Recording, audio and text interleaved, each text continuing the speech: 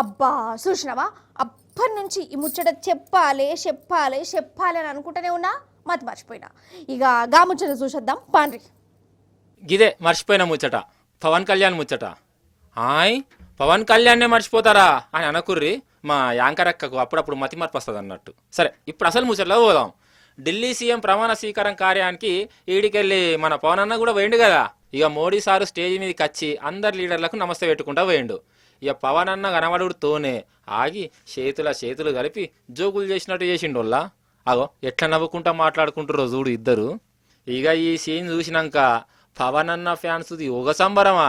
చూసినావా మా పవన్ అన్న అంటే అది ఇది మోడీ సార్ ఎవ్వరిని సక్కగా చూడలే, మా అన్ననే దేకిండు ముచ్చట పెట్టిండు అనుకుంటా ఇక నిద్రపోతే ఒట్టు పోరి. ఇంతకు స్టేజీ మీద మన మోడీ సారు ఈ పవన్ అన్నతో ఏం మాట్లాడిండు కావచ్చు. ఏది ఒకసారి చెప్పు స్వామి నువ్వే. How do we? It's not just about NDA strengthening; it is about strengthening the nation through NDA under the leadership of Honorable Prime Minister Modi ji. And it is Delhi's success is a very historical success, historical achievement after 27 years.